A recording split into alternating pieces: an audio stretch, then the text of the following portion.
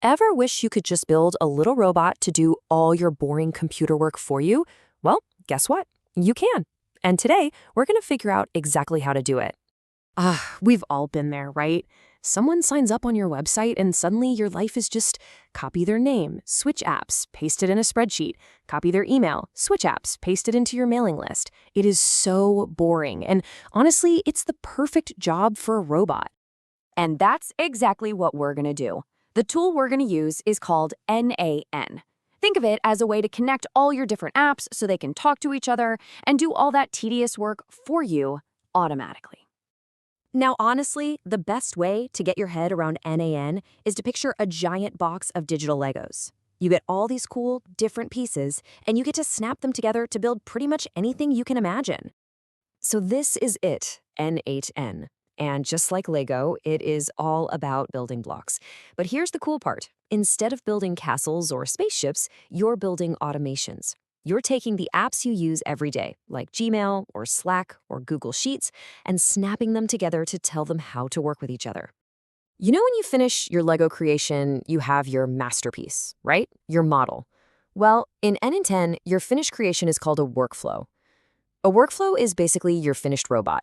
It's the complete set of instructions you built to do one specific job, over and over again, perfectly every time. Okay, so if the whole thing, the workflow, is the finished model, what about the individual bricks? Well, in n8n, they're called nodes. A node is just one single simple instruction. It's one little Lego brick in your whole creation, like check for a new email or add a new row to a spreadsheet. Simple as that. All right, so we've got this awesome box of digital bricks, our nodes. But what kind of bricks are we talking about here? It turns out there are two main types you're going to use all the time. Think about it. Every single robot, real or digital, needs one thing to get going. A start button. It has to know when to wake up and get to work. It needs that signal. And in n8n, that big go button is what we call a trigger node. You can't miss it. It's got that little lightning bolt icon. And all a trigger does is just wait. It waits for something specific to happen, like a new email to arrive. Or maybe it just waits for a certain time, like every Monday at 9 a.m. That event kicks your whole workflow into action. Okay, so you've hit the start button, the robot is awake, now what? It needs instructions. I mean, a start button is great, but it's totally useless without an actual task to perform. And that is where action nodes come in. These are your workhorse bricks. These are the guys that actually do the stuff. An action node might be something like send a Slack message, create a new calendar event, or update a customer file. It's the what that happens after the when. So let's just nail this down. Super simple. Trigger nodes, they start everything. They listen for when something happens. Action nodes, they do the work. They're all about what happens next. One's the starter pistol, the others are the runners. Okay, now this is where it gets really cool. We've got our starter brick and we've got our do stuff bricks. So how do we put them together? Well, it is literally as easy as snapping two Legos together. Let me show you. So you start by just placing your trigger node on the screen. This is your starting line. Let's imagine our trigger is, hey, a new email just landed in my Gmail inbox. That's our step one. From that trigger, you just click and drag a line over to your first action node. That little line is so important. It's basically telling n8n, okay, that email just came in, now take all the information from it and pass it over to this next step. And this right here, this is the whole game.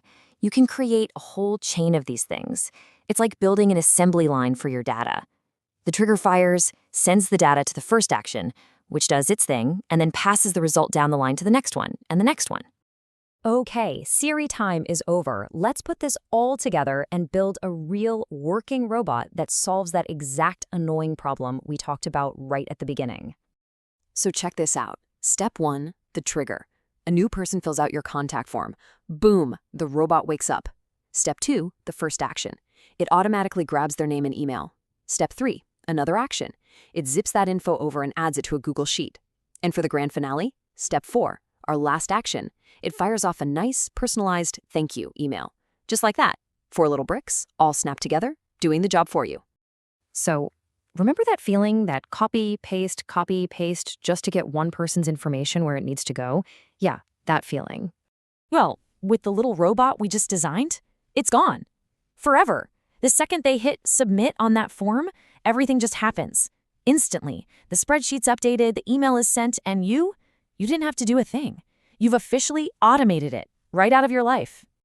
And that's the real magic of this.